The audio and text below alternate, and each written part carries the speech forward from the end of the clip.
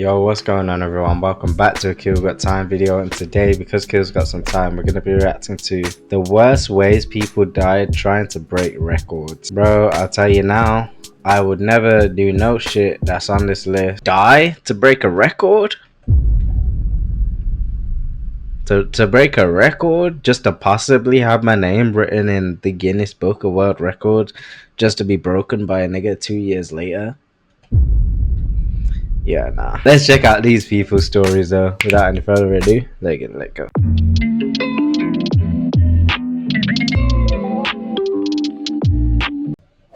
Audrey Mestre. Audrey Mestre wanted to dive deeper than any human being had ever gone. On October 12, 2002, she descended 561 feet into the Caribbean Sea off the coast of the Dominican Republic, strapped to a weighted sled. She was attempting to break the No Limits free diving world record. The concept is simple but terrifying. Isn't there like a certain point in the sea where it's just like, nigga, the compression, like you will just be crushed? You take one breath, ride a sled down into the abyss, and at the bottom, you open a valve to fill a lift balloon that rockets you back to the surface. Okay. The entire dive should take about 3 minutes. Audrey's took over 8. Oh. Because when she reached the bottom, the air tank was empty. The balloon didn't inflate. She was 561 feet underwater, alone, with no way up. Bro, that's like being stuck at the bottom of a 50-story building, except the building is made of water and the elevator is broken. She tried to swim. The dive computer data shows her ascending slowly, then stopping around 400 feet. Then she started sinking again. A leaf in autumn pattern, they called it, which basically is a poetic way of saying your brain just quietly clocks out. It's the telltale sign of hypoxic blackout. Her brain was shutting down from lack of oxygen, and her body was drifting back into the darkness. Yeah, water, bro. I can't do water shit, bro. Like, you know, I'll go on a boat. I don't mind being on a boat. I'll try a jet ski. But all this diving shit, I'll snorkel. I mean, I did swim in the sea in Jamaica, like in the middle of the choppy sea. Huh. But diving, like, underwater scares me. I can't even lie. Underwater scares me. A safety diver named Pascal Bernabé intercepted her around 400 feet and began a desperate ascent, Pascal. risking his own life from decompression sickness. But by the time Audrey reached the surface, more than 8 minutes had passed. She was pronounced dead at a local hospital. Over with. Here's where it gets dark. The dive was organized by her husband, Francisco Pipin Ferreras, a legendary freediver himself. Yeah, he did that shit. He did that shit for sure. The safety protocols were minimal. There was no redundant lift system. The air tank that was supposed to save her life was never properly checked.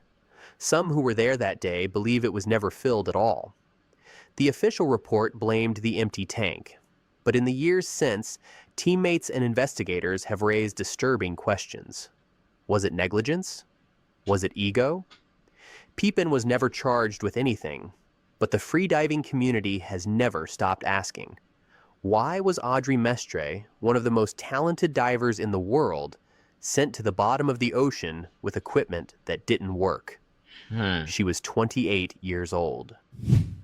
R.I.P. Audrey. Palizbanian. On August 26, 2005, Iranian stuntman Javad Palizbanian stood in the middle of Tehran's Azadi Stadium in front of hundreds of spectators and live television cameras. He was about to attempt the impossible, jumping his motorcycle over 22 buses lined up side by side. He had done stunts like this before. Just a month earlier, he'd successfully jumped over a 167-foot wide river. This was supposed to be his crowning achievement. Before he climbed onto his bike, he addressed the crowd. I am going to break the world record, he said, and do something for my country to be proud of. Then he revved his engine, accelerated toward the ramp, and launched into the air. He didn't make it. Ugh. The motorcycle came down on the 13th bus, barely past the halfway point. Unlucky number 13 of all the buses to land on.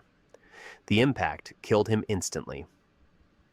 Iranian state television, which had been broadcasting the stunt live, immediately cut the feed. A newscast. Bro, 22 buses. He didn't The have impact nearly killed enough him speed. instantly. Iranian state television, which Look had been at- broadcasting. Really, nigga? Really? That's how you coming? Killed him instantly. Iranian state television, which had been broadcasting the stunt live, immediately cut the feed. A newscaster later explained that the crash footage was too disturbing to show publicly. What went wrong? Well, there's no official report. No analysis of the ramp angle, the speed, the wind conditions. The Iranian government controlled the narrative, and they chose silence. All we have are a few wire service reports, all saying the same thing. A 44-year-old daredevil died trying to jump over 22 buses in front of his nation.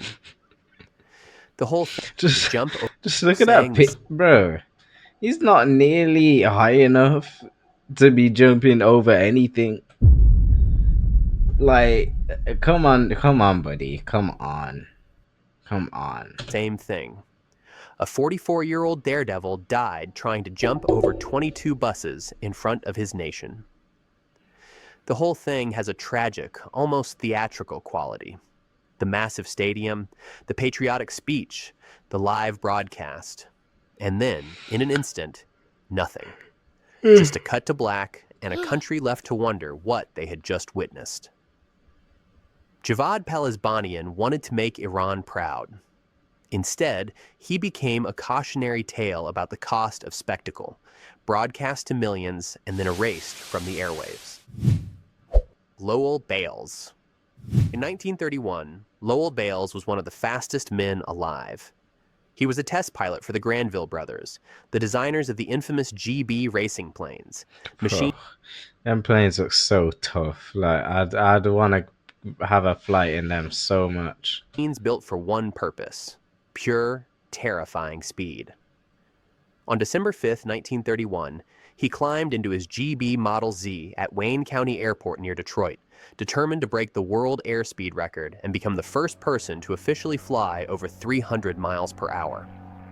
He had already come close. It's a lot of miles per hour. A few days earlier, he'd been clocked at 281.9 miles per hour, fast enough to break the existing record, but a timing equipment malfunction invalidated the run.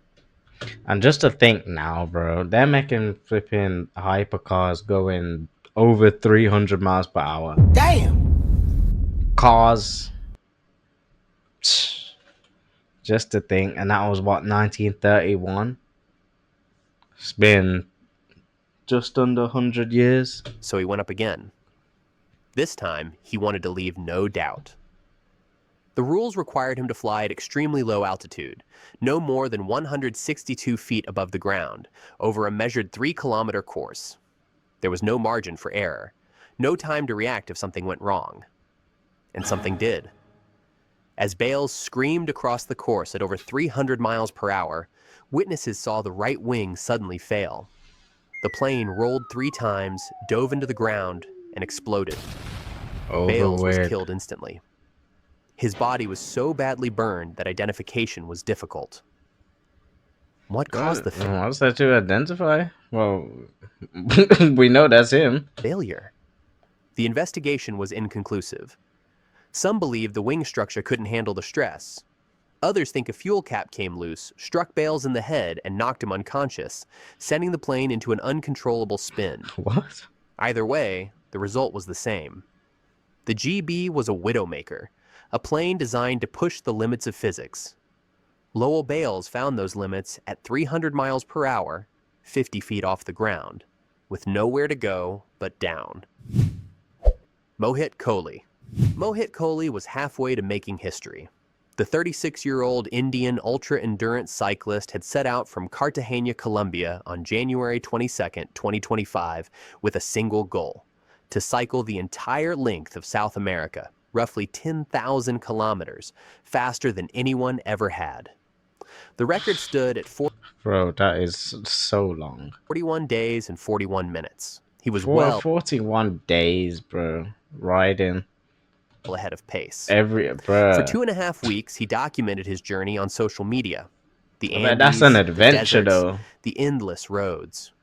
His followers in the ultra-cycling community watched his progress with excitement. He was doing it. He was actually going to break the record. On the morning of February 12, 2025, Mohit was cycling through the Atacama Desert in northern Chile, one of the driest and most desolate places on Earth. He was on Route 5, a long, straight highway with minimal shade and fast-moving traffic. At around 8:30 a.m., a minibus struck him. He died at the scene. Damn.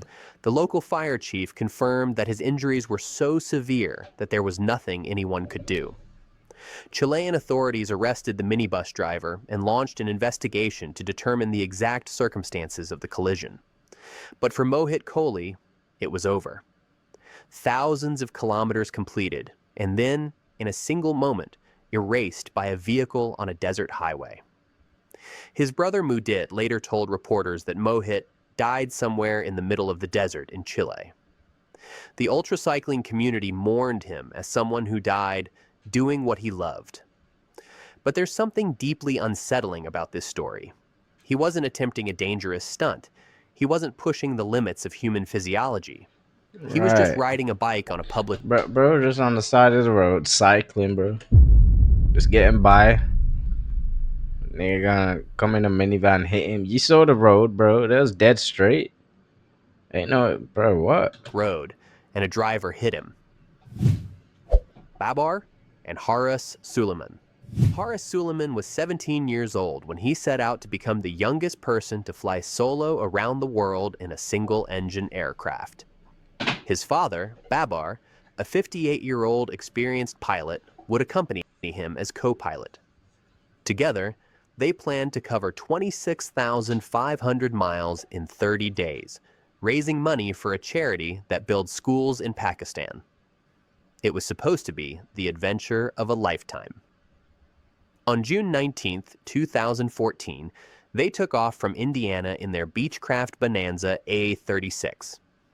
Over the next month, they flew across Canada, Greenland, Europe, the Middle East, Asia, and Australia. That is tough. Haris posted updates along the way, writing about risk and purpose.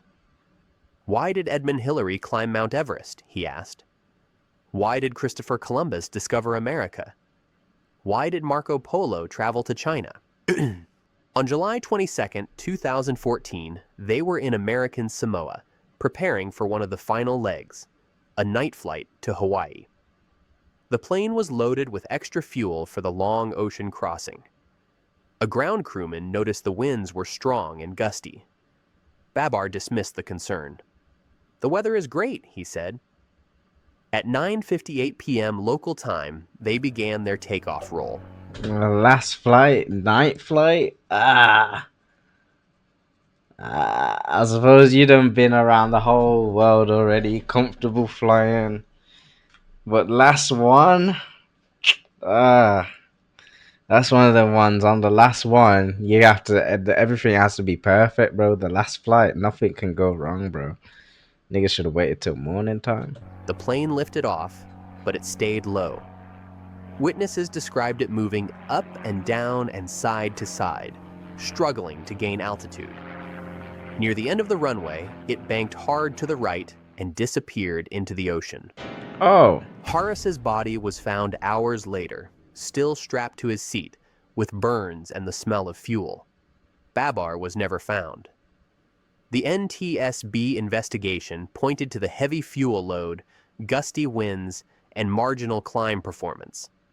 The plane simply couldn't get airborne. They had raised over $500,000 for charity before the crash. After their deaths, donations surged past $2.5 million. Haris got his legacy.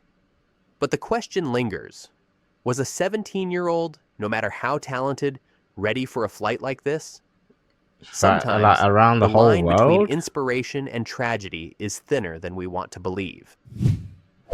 Diana Paris. Diana Paris had jumped out of airplanes over 1,500 times.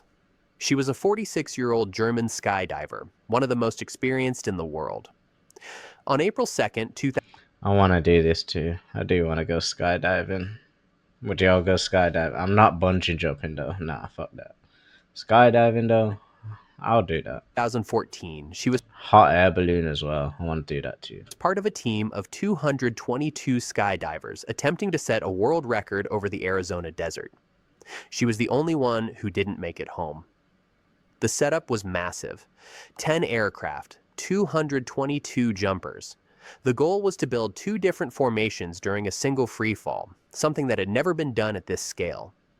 They launched from about 19,500 feet, giving them roughly 80 seconds of freefall to link up, break apart, and link up again before deploying their 80 parachute. seconds. Everything went according to plan until the opening sequence.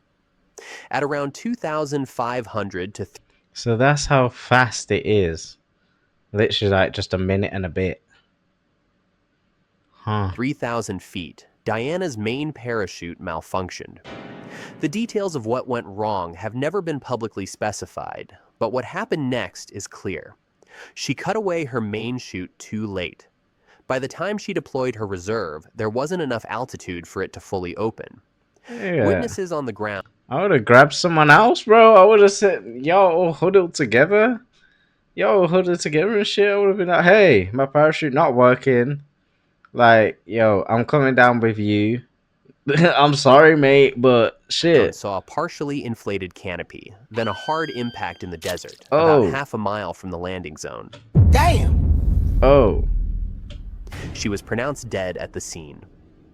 The organizers at Skydive Arizona released a statement emphasizing that this wasn't a mid-air collision. No one bumped into her, no one tangled her lines. It was a solo malfunction, the kind that can happen to anyone, even someone with 1,500 jumps. But in big way skydiving, there's an unspoken pressure. You don't want to be the first to break off. You don't want to be the one who opens early and ruins the formation. Some in the community have wondered if that pressure played a role in her decision to wait just a few seconds too long. Those seconds cost her everything. That's one of them ones, bro. Live by the sword, die by the sword. That's one of them ones, bro. That was what she was doing. Shit. But with that being said, make sure you like, comment, subscribe. Let me know what you think down below. 2 videos dropping every single day, as y'all know. Peace, love, and prosperity. I'm gone.